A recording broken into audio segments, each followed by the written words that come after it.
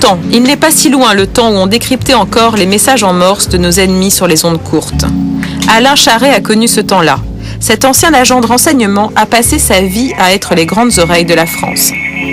Aujourd'hui, à la retraite près de Nice, il passe la majeure partie de ses journées enfermé dans sa cave. Devant ses écrans, le virus des écoutes ne l'a pas quitté. C'est quoi là que vous écoutez ? Là, la voix que vous entendez par derrière, c'est une émission qui appartient au Mossad, les services de renseignement israéliens. Donc c'est des émissions qui sont envoyées comme ça à destination de leurs agents clandestins. Et donc là, c'est une personne qui leur fait passer des messages codés, c'est ça ? Voilà, tout à fait, ouais. Donc ça peut être, on peut tout imaginer, ça peut être des instructions, comme ça peut être des messages de routine ou juste une occupation de fréquence, justement pour dissimuler peut-être des activités particulières.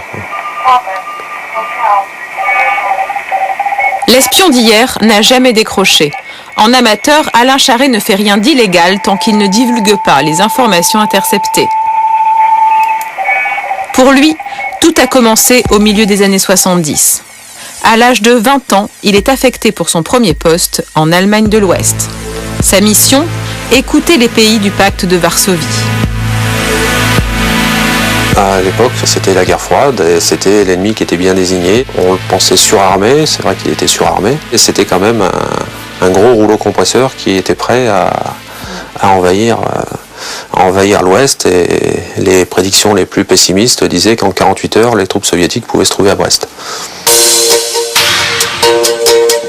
ne faut jamais oublier que pendant la guerre froide, 80% du renseignement qu'a utilisé l'OTAN et les pays de l'OTAN sur l'Union soviétique provenait du renseignement technique. C'est-à-dire que le système soviétique et les pays de l'Est étaient tellement impénétrables par le système policier qu'ils avaient mis en place que la recherche humaine par agent ou par contact apportait à peine 20% des renseignements dont on avait besoin. Donc le renseignement technique est quelque chose qui est très utile.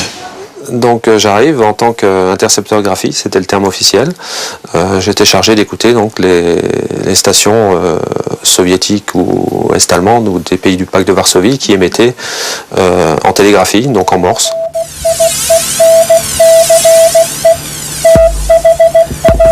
Notre priorité 1 en fait était d'être en mesure de détecter des activités anormales qui laissaient penser que l'ennemi de l'époque donc s'apprêtait à attaquer. D'ailleurs, un général de l'époque avait appelé les centres d'écoute qui étaient donc en Allemagne comme à Kern ou le long du rideau de fer, voire à Berlin, les sonnettes d'alarme de l'Occident. Alain Charret ne se contentait pas de décrypter la stratégie des armées ennemies. En fait, tout était bon à entendre.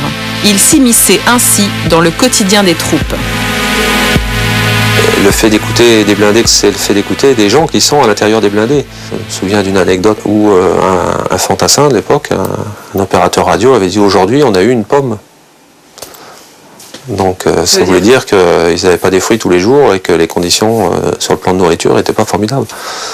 Donc c'est des petites informations qui n'avaient rien de militaire, a priori, mais qui donnaient tout de même des renseignements sur l'état de préparation des troupes.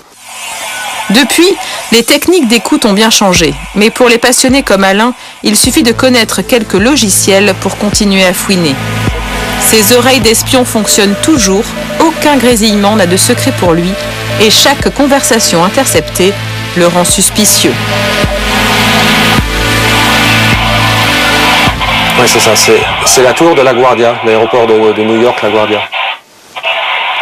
On est capable d'écouter un petit peu partout, n'importe où, quoi, avec peu de moyens. Donc ça veut dire également que le terroriste moyen, avec son ordinateur portable, implanté n'importe où, il peut suivre le trafic aérien d'un gros aéroport.